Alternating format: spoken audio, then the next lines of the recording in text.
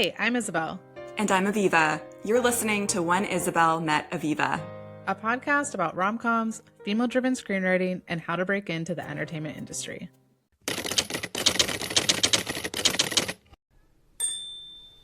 All right. Well, It is 2026. Yeah, we're back. It's 2026. It's been, I don't know, a month or two since we've recorded something. Yeah, well, I guess we did have that interview that we'll release in like later in this season, right? Yeah, we have a cool interview. And yeah, where should we start? What do you want to reflect on 2025 for a second or Yeah, I feel like I did not get any writing done in 2025, but I don't want to like put myself down because I did. I feel like I learned a lot in a weird way from the amount of like I feel like at the start of last year I did a lot of writing or like rewriting, and by the end of the year I feel like I just went on a whole like personal journey, and I really see how I think at least for me in where I'm at in life it is just really difficult to like break into the industry while also maintaining a full-time job and a social life. So I've been Mhm. trying to give myself grace for that and like reminding myself that there's no specific timeline for anything. I think that's really important for people to remember that like there's no like right timing, like Yeah. movies are always going to be made. It just because you don't do it by a certain age or time frame, like it doesn't, I really don't believe that that matters too much. It might be harder to like get people to like read your stuff or something if you're like not writing or I don't know, like that's I think that's what my problem has been is like Mhm. I just don't have anything for people to read and to look at because I haven't been writing. But I definitely have felt that I have like a renewed creativity now, and I think I just had to go through the stuff that I went through last year because it was just all too overwhelming, and I can't write when I'm like super overwhelmed. No, So that makes sense. Yeah, especially with the genres that we like to write. I yeah. also relate. Like this year was not super rom-com for me, and it makes it kind of harder at times when you're going through it to Hmm. enjoy what I used to Right. enjoy Yeah. and Yeah. want to create in that space. I had a really intense heartbreak this year or last year, I guess, and I'm Yeah. finally feeling like more open to the rom-com, more open to Yeah. enjoying the content as we've talked about on the podcast because yeah, sometimes I'm just not, even though I love the genre and it's like part of my personality, sometimes I'm Right. just like, this doesn't feel that good to watch or think about right now. Yeah, I'm so happy you said that because Yeah. I was reflecting on that too, because I was thinking like I have such a list now of rom-coms that I want to watch and like catch up on Yeah. everything because I really didn't for having a rom-com podcast, I really didn't watch many rom-coms last year, but it was just Yeah. because I mean the rom-coms I did watch were like the comfort movie ones, like or the Yes. older ones, but I didn't really watch too many new ones. I think it was just because especially going through the kind of therapy I was going through, like I was trying to avoid any kind of trigger that would like Yeah. hurt me, and unfortunately I do think just like watching people be in love was too much of a trigger. So I I just feel needed the that. dark Yeah. the dark Yeah. true crime documentaries. I love, as we've talked about as well, like obviously rom-coms, what I like about them is like the woman's transformation. And I love Mhm. focusing on that part of the rom-com. But yeah, I'm the same way where, yeah, certain rom-coms that I used to just devour and watch over and over again, I don't feel as Yeah. drawn to, although I'm like kind of feeling a little more or more like open to watching, Right. yearning and romance in the way that I wish men would behave. Right. So, Yeah. um, yeah, but and as we talked about as well, like I do just think like, going through that, even though it's really hard, is going to make you a better writer Yeah. ultimately, even if you're not writing right now. And you don't have to be writing every day to be a good I writer. know. So, Yeah, I know. It's funny too because I did have this like I was reflecting too on I started writing a script when like oh my gosh, it's crazy to think that that was like 2.5 years ago when I went through my like big breakup. I yeah. remember starting to write it, and I remember like sitting down and be like, I'm gonna write about him and I'm gonna like write this whole Yeah. movie, blah blah blah. And then I then I just, never wrote it, again for another 2 years or so. But I started working on it again recently, and I was like, oh, you know what? I think I can actually complete that one probably this year, because I feel that I needed to live everything out to really figure Yeah. out how I wanted to write that.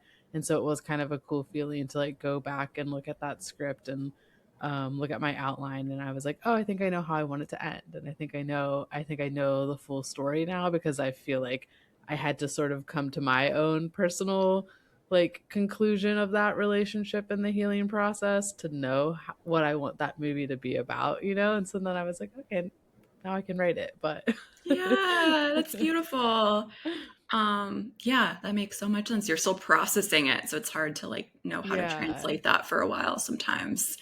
I really envy Yeah. people who are writers that could just sit down and write and don't need to like live life to like get their Yeah. like story from. Because as I said that, I was like, man, there are people out there, right, who just kind of like have an idea, have a story they want to tell, and they outline it, they sit, they write it, and they complete it. But I'm like, why am I over here? Like, I need to go live life for a whole another year to experience and then write. I like to think that our technique is gonna, produce like deeper, Mhm. more Maybe like more like authentic authentic. storytelling, Yeah, I yeah. like to think that. I hope Because yeah, I so. do think whatever I write, even if it's not like an autobiography, Mhm. it's always what I've been thinking about or processing in some way. It's like very Mhm. intimate, actually, even though if you read it, you Yeah. might be like, this isn't her life, but it's like for reflecting on 2025, I think I just wrote one script, one feature, and I'm really proud of that for just writing. Honestly, I think it's a successful year for me if I just write one feature. I used to be Yeah. like, I need to write 4 features a year. Right, yeah. And I'm I think like, last year I was like, "I'm gonna write 3." yeah, And then I it's so didn't easy to be finish any. ambitious. So I'm really proud of myself for doing that because I was going through it this past year, and Mhm. not the whole year, but the second half of the year, but it was really therapeutic. I think I've talked about it before. I wrote that knitting rom-com, Mm. and I'm curious looking back, when I read it again, I haven't looked at it for a little bit because it was Yeah. like very much like the emotional landscape that I was experiencing when I wrote it in the summer. Um, so yeah, but yeah, so 2025, we got to interview a lot of cool people on the podcast Yeah, as that's well. Like when you true. look back how many episodes we did, that is pretty impressive. Yeah. I know you were saying we did wait, how many interviews Did in I total? say, I think, well, we've interviewed now 40 40 people, people, which yeah. is wild. Last year, did I say that we did like 15 episodes or Something like more? that, yeah. More than that, maybe. I think it was more than that. No, yeah, I would have to go on our website or something. But we interviewed like so many of our heroes this I know, past I was year, gonna more say, than any yeah. other year, I think. Like we interviewed the writer of Freaky Friday, director of Set It Up. What else? Oh, To All the Boys I Loved. Love Hard, which was Love always a Hard, yeah. goal. Um, I know, I feel yeah, like we did. We got like a few of the like big writers that we we were like, or did. like directors and writers that we were hoping to get. So that's pretty cool. So now this year, what are we Yeah. doing? Ooh, Continuing to okay. manifest. Well, we want to interview Kiwi Smith, and Yes, hopefully that is that happening. is happening, yeah.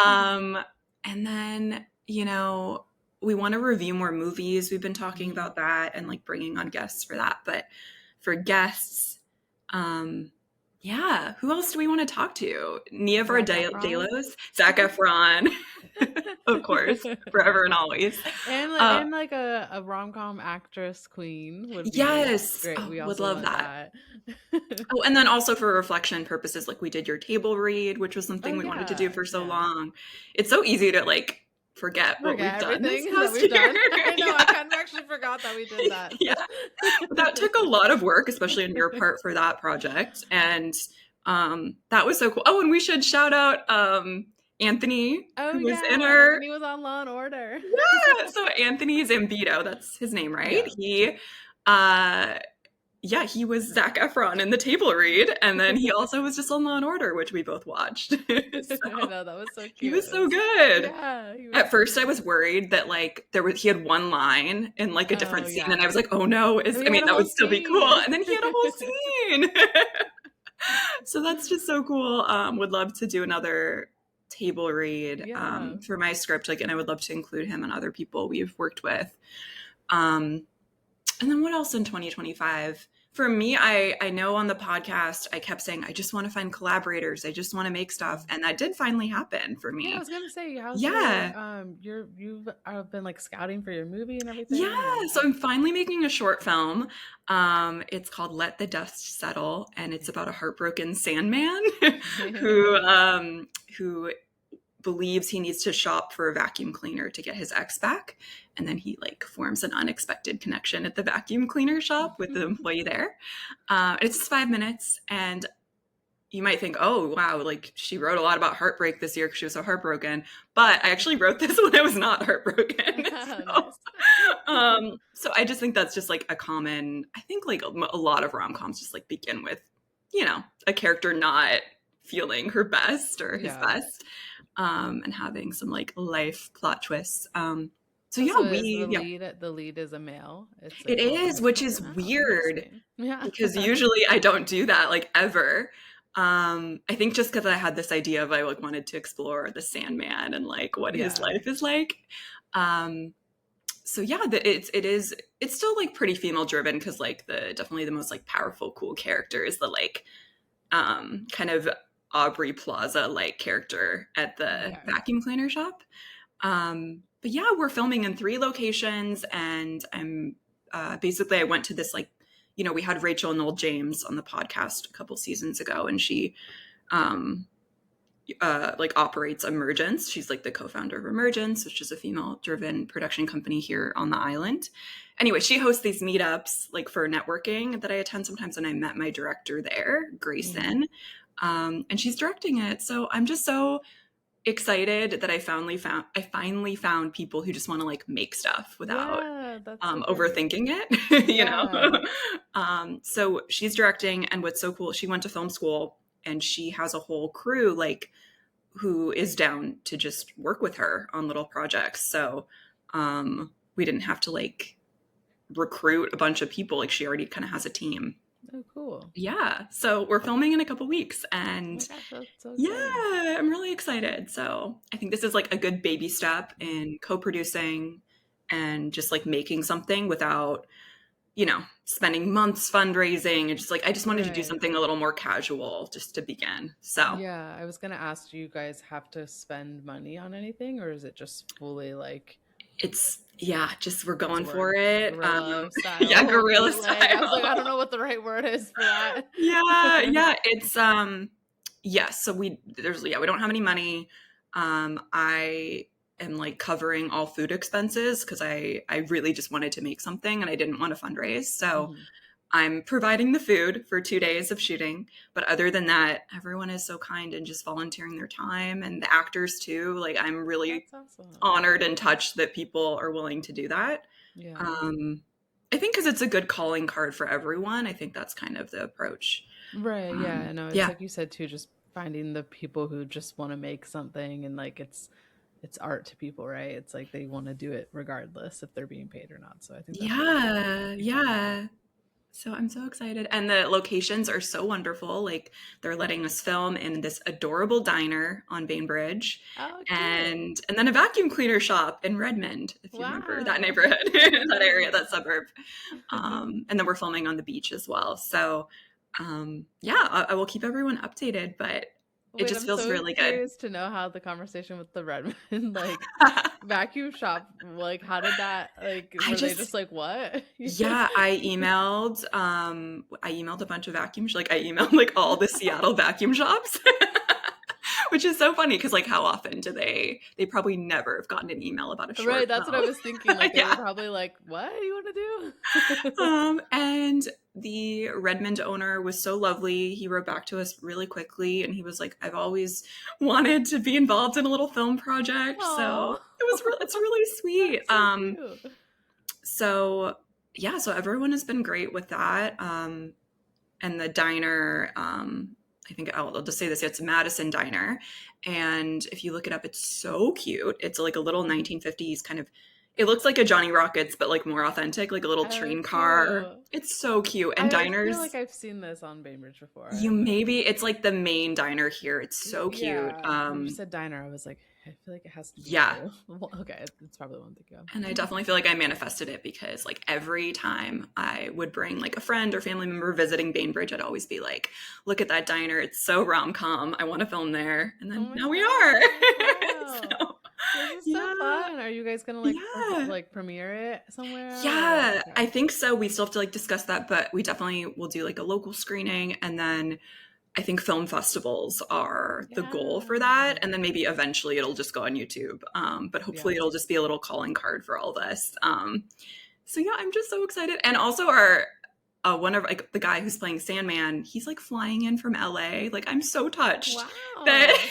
yeah, I know. Like it's so sweet. I'm just really honored that like anyone would like spend money to be part of this project. Yeah, that's so cool. I'm Yeah. so excited. I Yeah. can't wait to see it. I'm really excited for you. I would say for you to see it, and I I'm curious because I'm calling it a rom-com. This might be a good, although I want to reflect more, but it might be a rom-dram. I'm not, you know how like Oh, I've you're complained to you about I was gonna say you're like so like spicy about the I rom-coms like am. not being actual rom-coms and then you're writing a rom-dram. I'm gonna call it a rom-com, but I'm maybe we can talk about that, but I still want to Mm. reflect and goal set.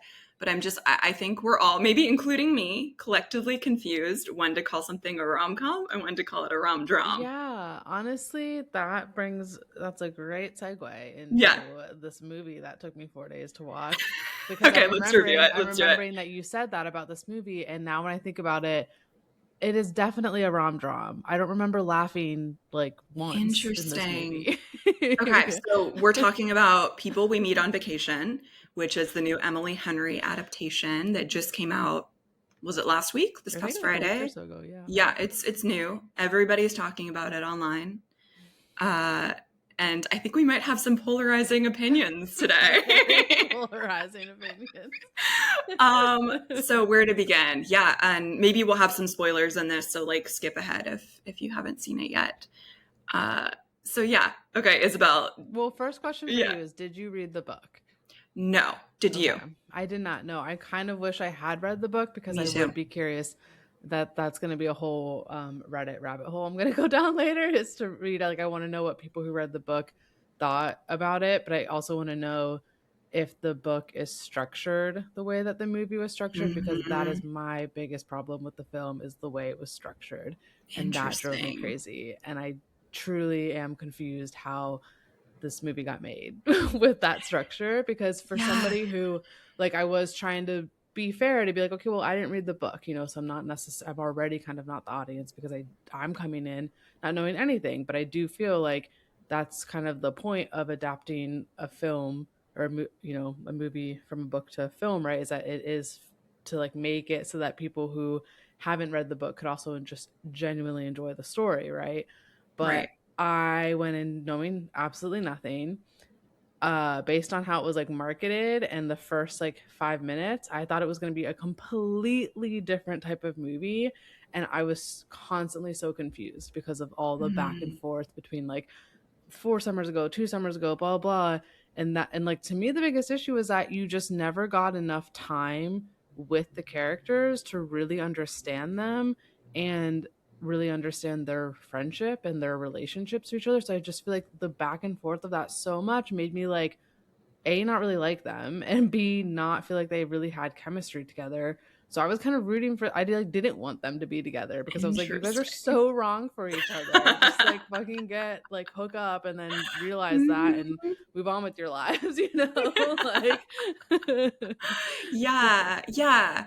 I want to say I just wanted to add that I have read two of her other books this past summer, and I honestly, and again, maybe I wasn't in the right rom-com mindset because I was like in my bitter era, but I didn't love them. I read Book Lovers and gosh, what is the other one? Beach Read, I think. okay.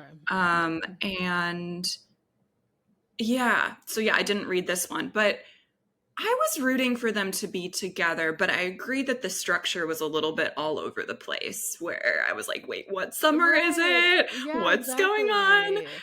I think it's a hard timeline to tackle probably as a writer because my guess is like the book was probably structured in a similar way where it was like organized by Yeah. trip.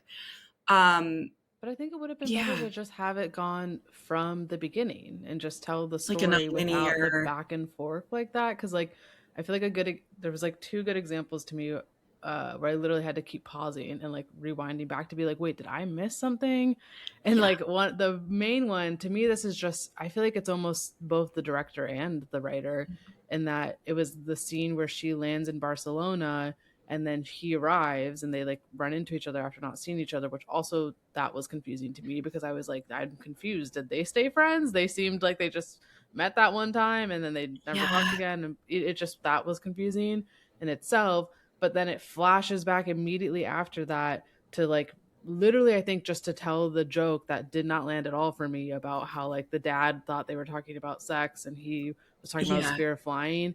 But that made no sense to me because I was like, we literally just saw him in an airport where he got off a plane, and now you're trying to tell me that he's afraid to fly. And like, I just felt like that structure, it confused me as like a viewer. So I had to be like, it just like went over my head in the sense that I was like, he was just in the airport. What do you mean you're afraid of flying? And then I had to be like, Yeah. oh wait, they're cutting back. But then I also think it's because you couldn't. It was hard to know visually when you were in a flashback. So if you missed the like 5 summers back or whatever, that I think is also the problem. Is like there was no way to tell visually that they were like they should have like made her hair shorter or like his hair look different, like Mhm. something to indicate that it was the flashback because I kept having moments like I don't understand what's going on. That's not good. Confusion isn't good. Yeah, as you're saying this, I've been very active on Threads. Follow us on Threads, get everyone. And people are obviously, my algorithm is just feeding me rom-com content, which I love right now. And, they have compared People We Meet on Vacation to When Harry Met Sally with kind of the timeline and some of the other elements. I'm curious, do you see that at all? I Like, will know. I yeah, mean, in the first 5 minutes, I knew yeah, what they were yeah, trying to do, and I you was did. like fuming because I was like, "Oh, here they go! They're trying to make it like the opposite of what When Harry Met Sally was, Yeah. and it's trying to be this little road trip." But it just didn't work for me. Like it was too, um, I don't know if contrived is the word I want to say. Like it just Mhm. didn't feel natural, and it felt too forced. And like obviously, like I'm so here for that kind of like callback type of thing, but I found it's like almost like how his character was supposed to be like Sally. It's like he was too like stiff in his like way. Like it was like I immediately Yeah. just like hated him. There was nothing really like endearing about him to me. Whereas like Sally, you kind of like love her for like her little like quirks and stuff. And I did, that was like one of my sister like is so like on your camp of it. She like loved Mhm. it and she was like so Yeah. surprised that I didn't like it. But she was saying that like in the book, uh um what's her name, Poppy's character is Yeah. like a lot quirkier and a lot more lovable. So that was where part of me was like, Mm. okay, maybe I would have enjoyed her character more if I had read the book. But um yeah, and I think too the other big issue I had from the very beginning was what to me I thought was all exposition, where they just kind of like in that one phone call, the brother basically explains the whole thing about Alex and like their whole relationship. And I was like, who the frick is Alex? Like, okay, obviously it's going to be the guy in the story, but like the way that this, I just don't like how they opened it. Even I feel like the opening was kind of weird for what the movie actually is going to be about. And so for me, the whole like that whole road trip scene, I did like all of Mhm. that, but I felt like again they just told us everything in her talking and telling the stories, whereas I would have rather have seen like I wanted to see more of like the difference in their lives growing up in Linfield to understand like Mhm. why she was so miserable, why she hated it, because I'm like, okay, that one story from going to a sleepover, like really that's the reason you Yeah. hate your hometown, like maybe show me a little more as to why this all sucks so much, and then also see his perspective as to why he liked it so much. And like I wanted to like visually see that, not just have her lying in bed like saying that story. And the other thing that made me so mad was like I felt like, okay, they're just like kind of setting up that like he's gonna be inspired by her and like she's gonna learn from him. And so I felt like the other thing, honestly, I think is more a director issue was the like when he went on the run in the morning, and then he like literally describes the sunset to her, and I'm just like, that is one of my favorite things in a movie, is like like a long Yeah. someone running with like a beautiful sunrise. Like that would have been such a beautiful visual to like have shown him running, watching the Mhm. sunrise, and then like you see and feel that he's like getting inspired to want to travel, and he's like hearing what she's saying. But instead they were it was just like a sentence, and I'm just like, what is going on?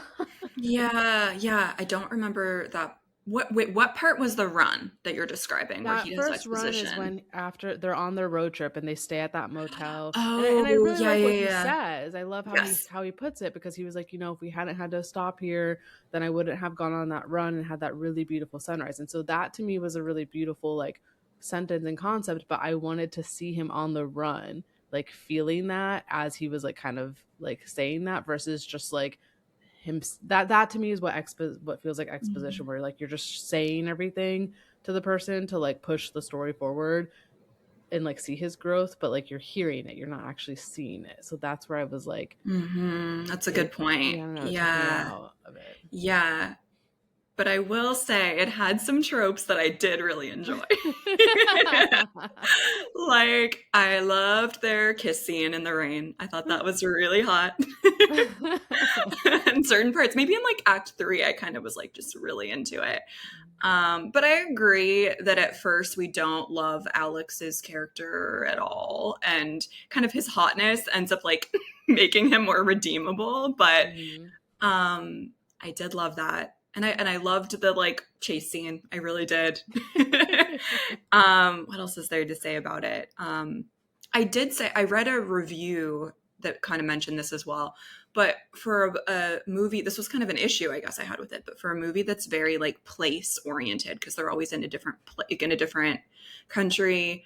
It's a trip based film. I didn't really feel like it was very like place centered. Maybe that was like a Yeah, budgeting yeah, issue, but for such like it's supposed to be a travel rom-com. We yeah. barely saw That's what I thought it Barcelona. was gonna be. I was Yeah. like, oh my god, okay, that was my other thing, was I was Okay, getting okay. so mad that I also wanted to be like, why does this girl have this job? Because it seems like when she goes to the places, she doesn't really do anything. She just Yeah. sits around and then like types on her computer, but like, and then her boss like acts like she's this like amazing writer, like, oh, you're so inspiring. I'm like, she hasn't done crap. Yeah, She she went to writes like Barcelona. She didn't an do article a year. anything. No, I would have, and this my guess is that they just didn't have enough money to showcase all the But like, different why make that places. movie if you aren't I going to know, I showcase the know. places? Because they showed us the woods, but that could be literally anywhere. Right, yeah. So that was like an issue I had with it, that it's not like Monte Carlo level where it's just, or Emily in Paris, or just like showing a place. Um, but I will say with the writer thing, I agree. Like, oh gosh, she like writes an article a year and she's like celebrated for that. Yeah. But I will say, like, I do love a rom com lead who's a writer. Like, it's probably my favorite profession: a magazine Yeah. writer, a blog writer.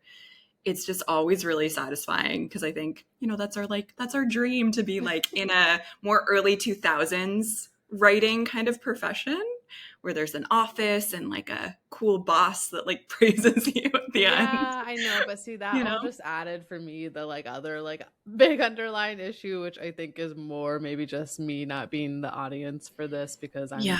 I'm pretty I'm pretty over just like hetero movies with Yeah. white leads that are just like, look at this girl's life. Like what has she really had to struggle for? She just like and she hates her hometown, which Yeah. honestly, also as somebody who grew up in a small town, I was like not in I'm kind of over that trope of like, let's like crap on like small towns being these horrible places to live, especially when they didn't really say like why she hated it so much. And Yeah. I was kind of bummed actually that I did like the ending of it. I will say that I did like the message at the end, but I didn't like that they go back to New York. I felt like she should have like learned to like love, like see like her hometown the way he saw it, and that like I Yeah. loved the message of like home being with him and like wherever he like as long as they're together, and then they could have like traveled from there. Like that to me was like, it makes more sense that like, people can have a really nice life living in a small town in the Midwest, and then they actually probably have more money to be able to like go and travel. Yeah. And so I Yeah. was kind of like, it was kind of mean to like kind of say that like the mid like I don't know, that maybe I'm just feeling upset because I am from Ohio. So Yeah, but, you're you triggered. know, I'm like, Ohio is not a bad place to live. Like I don't want to. I mean, like I obviously left my hometown, but Yeah. I do think like people have a nice life there, and it's like, I don't know. So yeah, I think though too, it was really just like the. It felt a little bit too like for me when I watch these kinds of movies now, it's just like give me something different. Like give me something more Mhm. interesting. Like it's just the same type of like girl who has never had to really have any real challenges in her life except that all the kids thought she blew the guy when she was a child. Like I'm Which I sorry, but think you could that's your get big over. struggle in life. Yeah. Yeah. Yeah. and and then True. you just have this amazing job and like you live in New York Mhm. City and supposedly make so much money and your company just pays you to travel all the time. Like it's just hard for me to like I don't know, I was really reflecting a lot about like how we view rom-coms as a comfort movie, but it's like who is a comfort movie? Like this isn't like what are these who are these movies a comfort movie for other than just like people who can really relate to it, mostly being Yeah. like white straight people.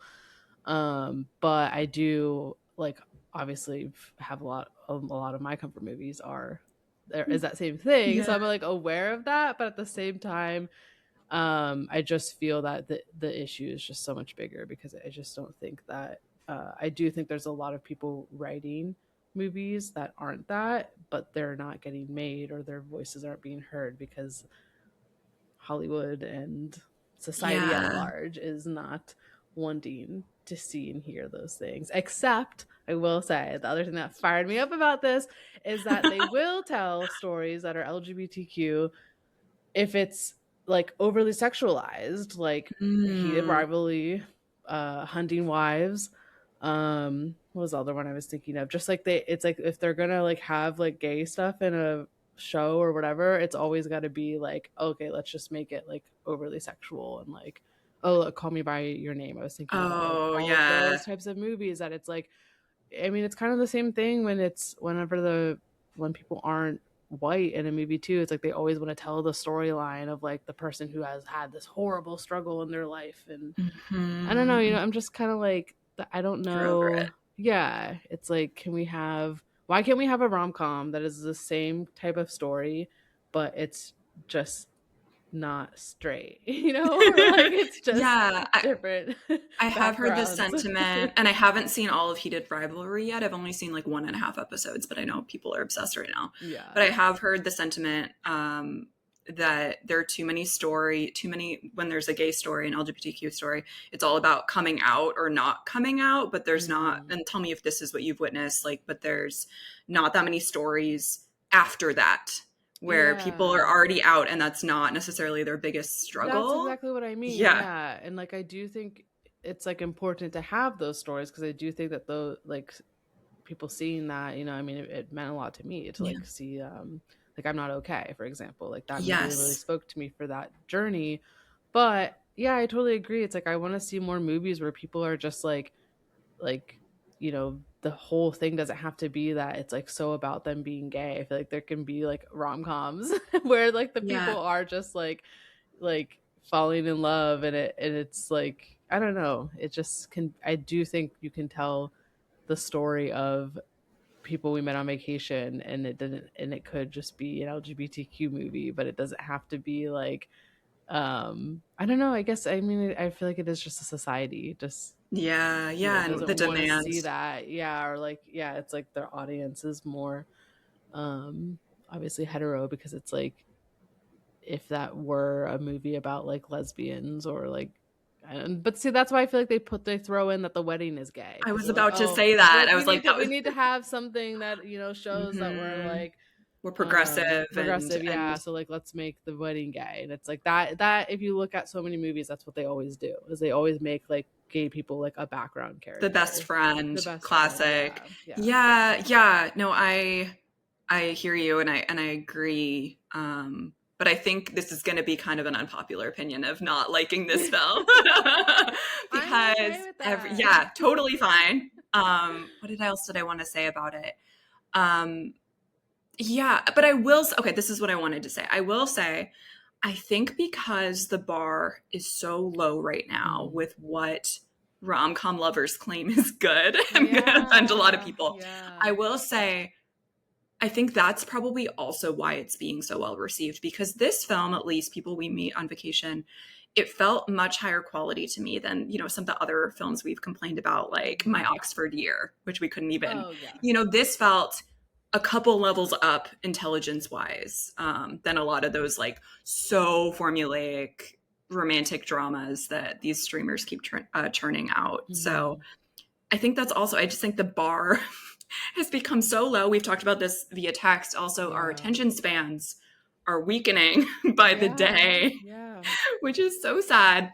I do wish So, it yeah, had that had premiered in theaters, though, I will me say. too. I did agree that that should have been in theaters. I would have definitely enjoyed it maybe a little more if I had been, like, in a theater and, like, couldn't stop it when I was angry Yeah, I and think the walked away from focus. it. Yeah, I think the level of focus that we have during a film also, of course, impacts my overall view of it. Yeah. Like I left, this is so sad that this is like an accomplishment, but when I was watching People We Meet on Vacation, I like deliberately put my phone like in my bedroom. Like Mhm. I wanted to just watch it all the way through. Yeah. And I watched it with my mom, and I find it so much easier for me to focus if someone else is just going to watch something through with me Yeah. versus being alone. I'm like, I'm going to do the dishes. I'm going to like do 100 different things and take like 20 Yeah. breaks. So I do think I want to go to the theater more this year and moving Yeah. forward. And I hope that some of these streamers also get that memo and say, okay, we're going to release it for like a week or a couple weeks in theaters, and then we're going Yeah. to release it on Netflix or whatever. Because I think that makes a world of difference. Mhm. But yeah, as for 2025 for films, we were texting about this as well. Like, was there one good rom com? I don't know. I Last don't year, think Materialist came so. out, which we did not like. And Yeah, yeah, I know. I we was did like, not. we don't, We but sound so negative. We I love would so say many both films, The but Materialist and People We Meet on Vacation are a rom dram. I would not call either of yes. those a rom com. And that's a hot take, I think, because I actually on Threads I wrote that, and a few people did disagree with me. They said no, People We Went on Vacation, it had a lot of jokes. I laughed out loud, and I Where laughed were out. those jokes? Somebody needs to point them out to I me. definitely laughed out loud somewhat, but not. I think, and this is like something we can keep discussing on the show, like a lot of films are called rom-coms right now. For example, I would not call The Notebook a rom-com, but I know it's kind of Mm, in that category, right? So I'm just yeah. curious, what differentiates the two? Do you have to laugh in a rom-com every scene? Does there have to be specific tropes that are checked off, or does there just have to be like a lighter Mm, energy in a rom-com versus a rom-dram? I don't know. yeah. Yeah, that's a good point. I do feel like it is the lighter energy and the like you're laughing throughout most of it. I feel And I like if think, I'm not like yeah, really laughing and it's not kind of like getting, I need to think of more like current examples. current examples of, okay, an example for last year, because I really enjoyed this film, was Eternity. Have you Oh no, seen I it haven't yet? seen that yet. That's the one Yeah, you I saw at think that's Austin worth Film Festival, watching. right? Okay. Yes, I saw I'll that at add it to my Austin. list. It also made a world of difference to see it in a theater because I was not on my phone. I had no distractions, and I was just emotionally affected a lot more. Uh, Everyone, the marketing team, everyone is like, have you seen Eternity? It's a great rom com. I Mm. don't think it's a rom com. So we can talk. I don't want to give any spoilers, but I was crying during it, and I don't know if I should be crying during a rom com unless something's really wrong. So Yeah. I guess you can tear up in a rom-com, yeah, but I don't like know if of you want to be course crying. I think, and it just, they're just different tones of different, like, when I'm thinking of like 13 going on 30, How to Lose a Guy in 10 Yeah. Days, 10 Things I Hate About You, those are like, like peak for me. And those are, I don't think there's really any heavy, well, you know what? 10 Things I Hate About You has some heavier subject matter because they lost the mom and she left the, right? She left them. Yeah. But I Yeah, they think that's never as really dark as it clarified goes. that. Yeah, they never really talked about That's like a that. little bit of a loophole. Yeah, but so I'm just wondering, like, can a rom-com have heavy subject matter, and like, how heavy can we go? But Because do yeah, you think of Mean Girls as a rom-com? no, but it's like Mm. rom-com adjacent, and I think a Yeah. lot of people would call it a rom-com. Yeah, I was thinking about that because I think I was like Well, it is. It does have like. I mean, a big plot of it is to get Aaron Samuels. Yes. So it. So It's there's a little bit kind of of, rom. but it's like not, it doesn't check off all those. I think I keep coming back to a lot of the tropes and it doesn't really do that. And like the other one that comes to mind, Legally Blonde, is that a rom-com or is that just a Right. comedy with I like know. romance in it? I feel like these are all comedies, yeah, with romance in it because it's like it's kind of I always think of it as like is the movie ending with like the girl has grown and like having the guy is just kind of like an added part of it. It's not necessarily like her like main goal. So I do feel like when I think Yeah. of Mean Girls, I'm like she is like trying to get the guy, but she's also just trying to like adapt to her new life, like out of living Yeah, nicely in moving from school and Africa all. to Yeah, to Chicago. Chicago. Yeah. Um, and that's, Mean Girls, I also think of more, it's like more of a satire almost. It's not Mm. like we're not supposed to really take the world seriously in it that they've Right. built, Yeah. versus Legally Blonde, what has satirical elements too. Right. Um, right now, honestly, I would much rather write in some ways the more comedy with a romance bonus. Like that's what Yeah. I want to watch right now, at least. Like the idea of watching like a notebook type of film, not super appealing to me in this Yeah. moment. I feel like, oh, I guess I was thinking that I do feel like Anyone But You and A Family Yeah. Affair were both rom-coms, right? Yes. Because Very those, love focused. yeah, Yes. very love focused. The whole like setup of both of those is kind of to like get somebody, and I guess I would say set it up too as like a true rom-com, right? I Like think it's as so. long as like the whole like hook and like plot of the movie is centered around like getting two people to be together or like two people like falling in love is like the Hmm. main gist of it, because in all of those movies I'm like, well, I don't know, Harper's character and Set It Up does kind of go on like a whole journey, but I feel like Yeah. in Anyone But You and A Family Affair the characters don't necessarily like change that much, right? They kind No. of For are Anyone just But You, I don't remember the characters' names, but like Sydney Sweeney's character, I remember that was something I noticed. It was like, yeah, we didn't really learn much about like her career aspirations or anything like yeah. that. It was very just like she goes to a wedding. It's very like romance focused. Yeah. Um, but yeah, I think, Kiwi Smith and Karen McCullough's whole filmography that we love. We've talked about this before. Like, I don't, I think 10 Things I Hate About You is maybe the closest rom com that they've Yeah, made. that's what I would say too. I Yeah. think the others are probably just comedies, but they're in that, they're In like that, rom com yeah, rom-com adjacent. adjacent. Yeah, I feel like maybe that's what we should be calling it. I feel like I Yeah. suddenly started using the word adjacent a lot, but that's what I'm feeling.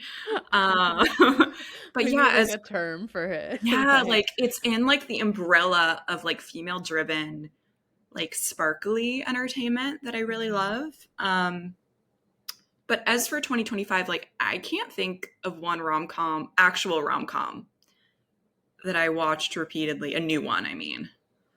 Um, Let us know, everyone, if you're Yeah, listening. I do think I'm gonna start a letterbox account this year. You know Yes, what? I'm gonna do me that. I'm too. gonna put People We Meet on Vacation as Yeah, my first that'll be my one first one too. because I just need to keep track because I do Me feel like too. I don't know if this is getting old or what, but I feel like my mind is like, what did I watch any movies in I 2025? think I watched more TV this past year. We can talk about, there's a new Emily in Paris season, Oh yeah, oh my god, yes. We have to talk about which A is Very Jonas not good. Christmas too. Which one? A Very Jonas Christmas. That was Oh, probably oh, we my should talk about that. holiday rom-com. That That was was the the best rom standout. com of 2025. I'm not even kidding. Yeah, that was Um, the best one of 2025. yeah, if you guys have Disney Plus, watch A Very Jonas Christmas. It was good. I I loved was it. really I will surprised. say we watched it, my whole family watched it. My parents and my two brother-in-laws that don't like know anything really about the Jonas Brothers, they also loved it and enjoyed it. Like it very much people got the humor. Like I was a little surprised about that cuz I initially thought like, oh, only Jobo fans will really like get this Hmm. movie, but I feel like they did a really good job at balancing like their humor versus just appealing to a general audience and Yeah. um, making fun of themselves. I really loved that they poked fun at themselves so much in the movie. Yeah, no, it reminded me, as you know, so much of your Zac Efron satirical Yeah, fan yeah. fiction script. And I do think that's just another example that we're moving toward like wanting celebrities making fun of themselves and just being Yeah. self-aware. I should point Uh, to that as an do it. example It's a of comp. like self-aware parodies of celebrities work I because think they do. I think, yeah, I really think there is demand for that. It's so fun. And yeah, it just felt tonally very similar to what you've Mhm. written. And it was actually, I always admire when a writer can land a joke in like a GPG like space. Yeah. Because it wasn't super inappropriate at any point, but it was like legitimately really funny at times. Yeah.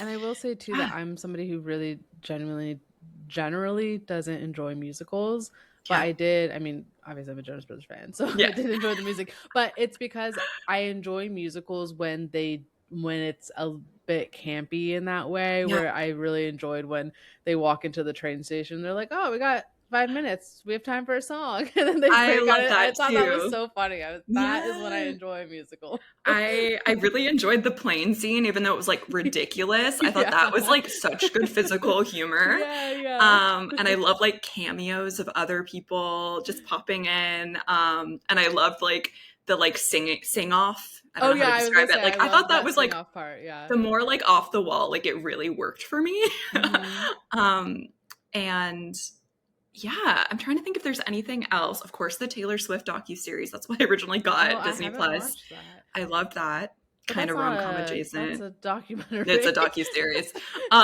Is there any other like fictional something that I love this year?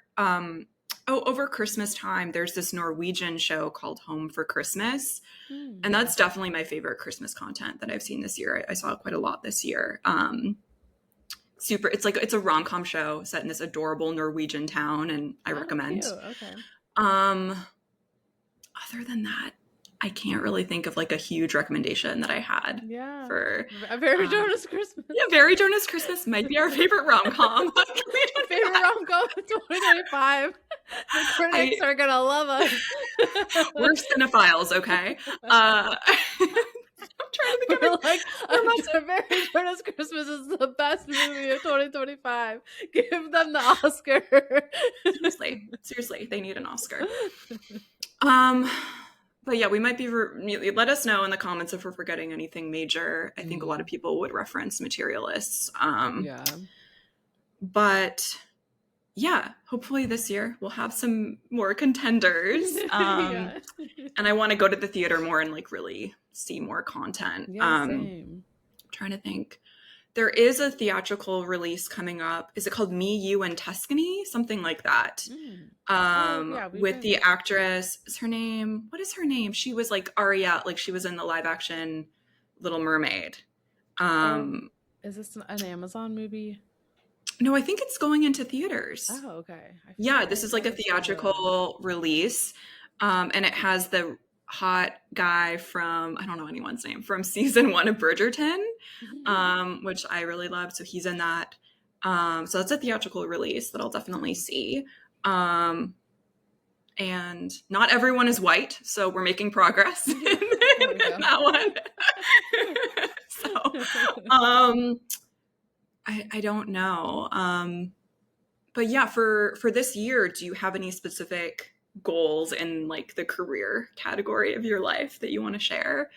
I mean, I definitely want to write this year. Yes. I definitely feel really motivated. It would be very sad if I don't write this year just because I didn't do anything last year. So my goals are Yeah. definitely to finish my Indian rom-com, which really is just me slacking because I'm like I really just need to finish the last act of it, but Yeah. I think You can do it. it was a little triggering, that one, since it's obviously Good. very personal.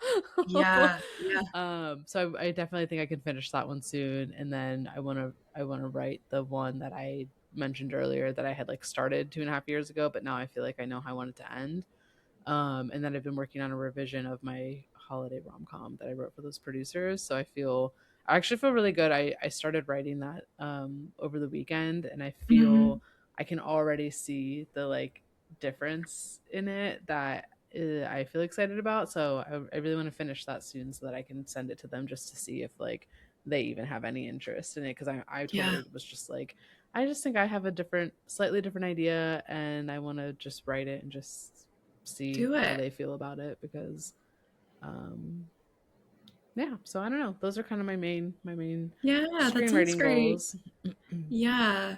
I do, and maybe we've said this in, now we've been doing the pod for how many new years, but I do feel like this year, like things are actually going to happen for us. Yeah. But it goes back to, of course, like I also just want my goal setting to very much have to do with just what I can control, which is Right. Yeah. output. Just finishing things. Yeah, just finishing things, writing.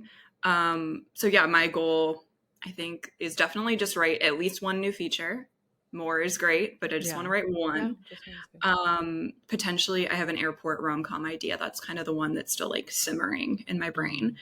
Mm. Um, and then, the external goal is always to sell a script. Yeah. I do feel like I am legitimately I feel closer it than ever. too. Yeah. Nothing to report yet. You guys will all be the first to know when that happens.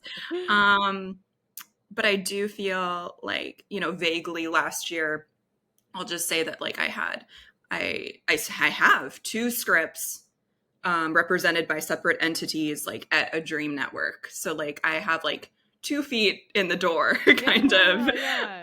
Um, You're so close. yeah, I do feel like I'm close. And so that's something, of course, like the dream would be for that dream to come true this year. Um, and then producing my own stuff is also just on the agenda. So we're making the short film. So check is very Yeah. soon. You're already And doing then so much. I Look at know, you. thank you. And then I still dream. I don't know when this is going to happen, but in the near future, I still do want to produce a feature. Mm. My dream career would be producing my own stuff and selling scripts as well to different production companies. So, and I feel like that could eventually happen. Like I'm going to make it happen, but I do feel like I'm finally finding collaborators. Like I do feel like that's going to unfold, but I just don't know when. Yeah. Uh, but would love to like make a proof of concept, I think, for a feature that I wrote here, Significant Mothers, potentially this year. It Yeah. just kind of depends on some things, but yeah. And then Those keep are doing the great goals. pod. Yeah, thanks.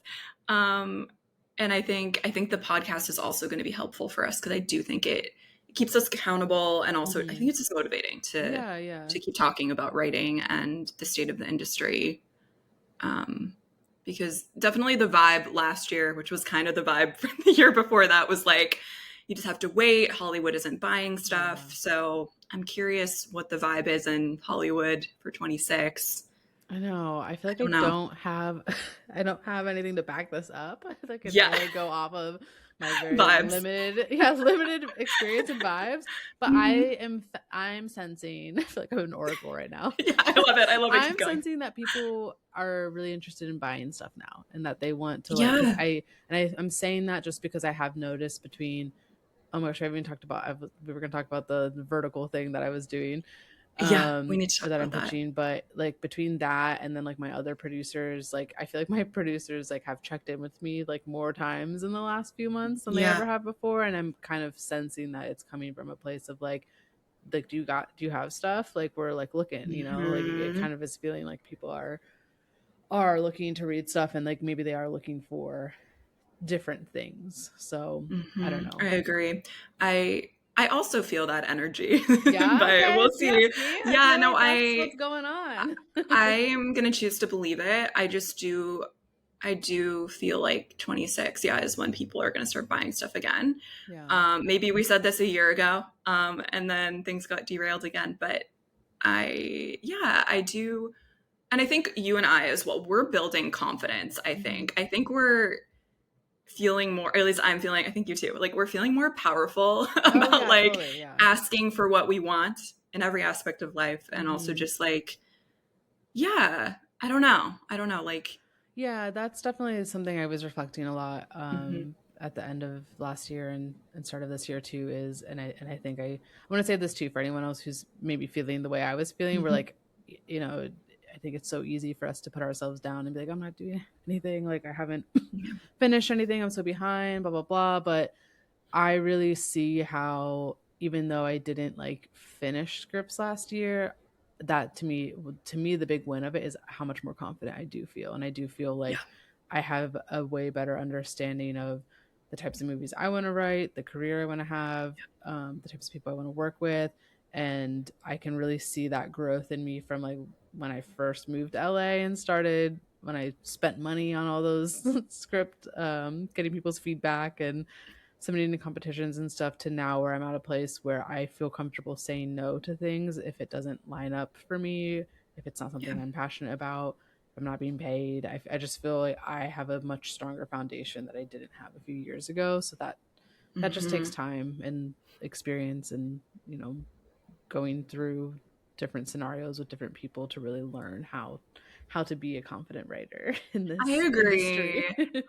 And I think, like I've said as well, like I think we needed to go through all that Yeah, to know exactly. what we know now. Yeah. I don't think we could like jump to this, but I'm the same way where, yeah, I'm not going to pay for screenwriting opportunities with maybe a rare exception this year.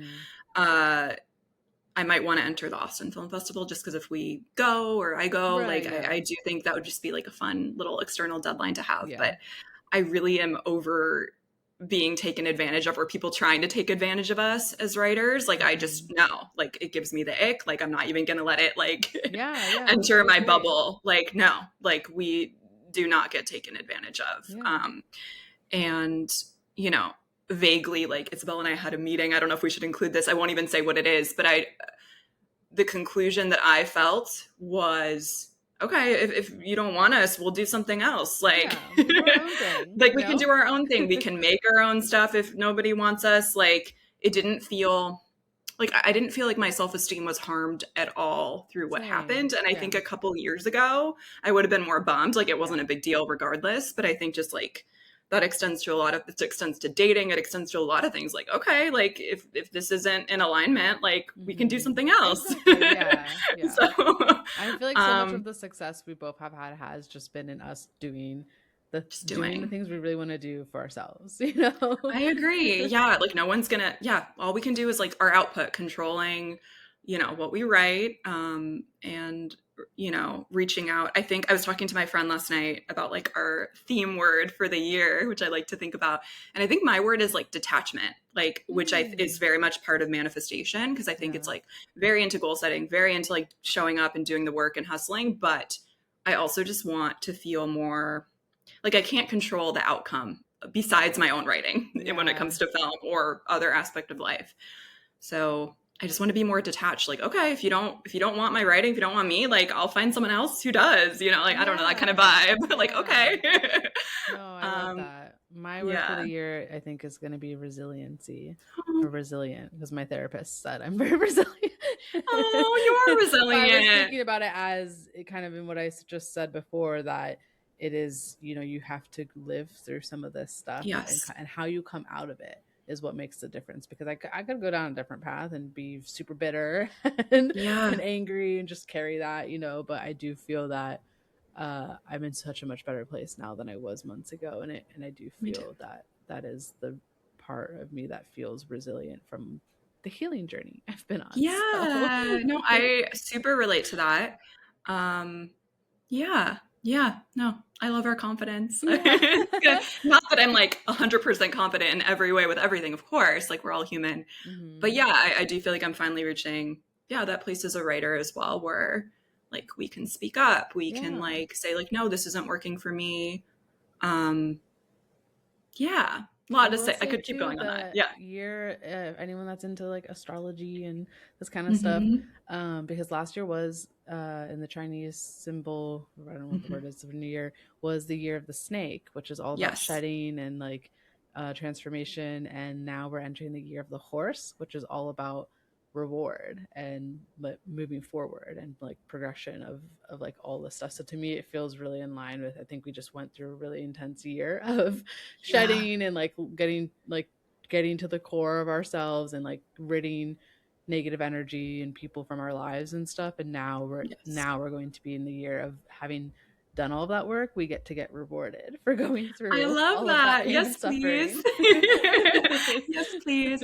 And, I'm in a better mindset the past couple of weeks. I've been Mhm. meditating and stuff. You talked to me like 2 months ago. I don't know if I would Yeah, sound so no, like same, happy yeah. about it. And like, because I've really been trying to like focus on, things that make me feel really good and like taking care of myself better. I do think like pain and discomfort is part of transformation. And this could definitely Yeah. be applied. That's what I wanted to say. That, like even though it's like really hard when you're in the thick of something emotionally, and there's like a plot twist in your life, like I do think, that's like where the growth is Yeah. probably.